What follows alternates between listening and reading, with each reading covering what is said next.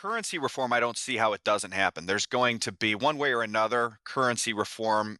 Not only is it going to come, it's already happening. We have a chart we've showed clients before. I've put it on Twitter before. 2014, in late 2013, the People's Bank of China came out and said it's no longer in our interest to grow holdings of FX reserves. It was basically China saying we're done buying growing our holdings of treasuries. This was 2013.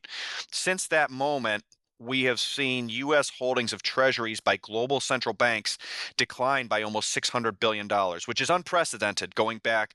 Central bank holdings of treasuries never fell for the 50 to 60 years before 2014. Since then, they are down about 5%. It's about $600 billion.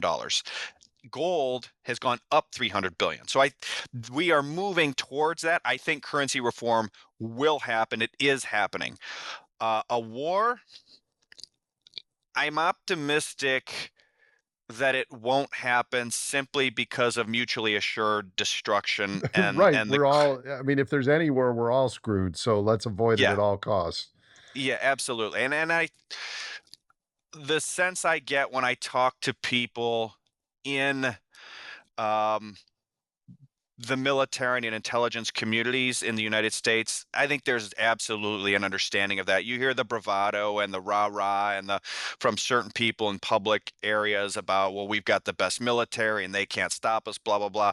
When you sort of have quiet moments with serious, sober-minded military intelligence professionals, they admit that there is absolutely a level of mutually assured destruction, not just from a military standpoint, but from a financial market and standards of living standpoint, right? I mean, it, it would be horrifying.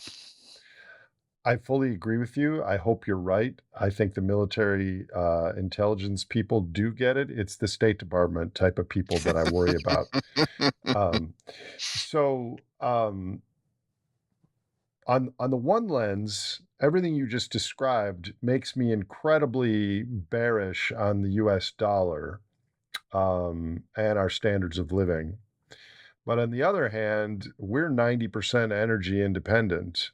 We import some oil, but we are abundant in coal and natural gas. We're growing renewable energy. Europe and Japan and other countries do not have that biophysical underpinning. So the US dollar is bad, but I can't imagine another currency that would replace it unless it's something biophysical like gold or land or energy SDRs or something like that. What are your thoughts on that?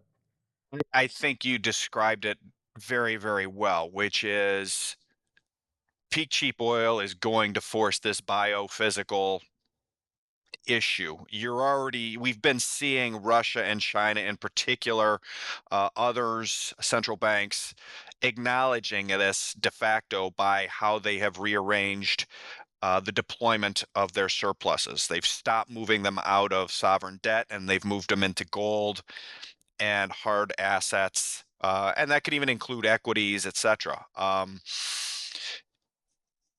The paradox of the way the dollar system is set up, which is that there's a lot of dollar denominated debt outstanding. As you move to multi currency energy out of necessity, as China does this out of necessity, you're going to be created. So there's a huge overhang of dollar denominated debt that needs a constant supply of dollars to service, right? Because every year you've got interest, so you need more dollars to service that. All else equal, there is a monstrous bid for dollars, which is an oversimplification, but just for illustrative purposes. Uh, as you start shifting small amounts of the global energy trade away from almost all dollars to some yuan, some euro, some yen, etc., you're going to effectively, as that oil comes out of the ground and is paid for in these other fiat currencies, you're basically creating new supplies of these fiat currencies. So you're increasing supply of yuan. We'll just use that one. But there's not a monstrous bid for yuan. There's not a lot of yuan debt outstanding in the global markets. So yuan supply up, not a lot of demand. What happens to yuan? goes down. Flip side, to the extent you divert a small amount of energy production away from dollars into yuan, you're going to shrink the supply of dollars just a little bit. Doesn't have to be a lot. It hasn't been a lot. However, there is a monstrous bid, monstrous demand for dollars from the installed base of dollar debt as the system has evolved over the last 50 years.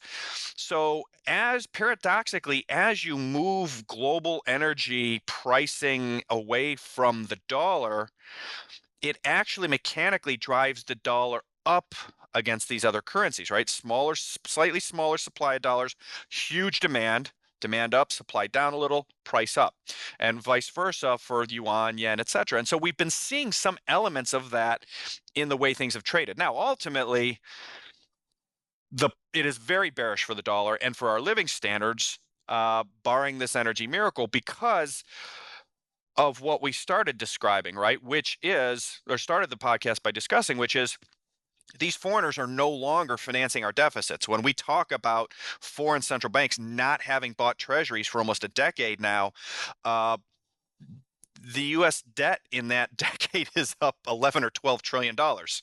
So ultimately, the Fed has to print the money to pay for these deficits, and that causes a weaker dollar in the long run.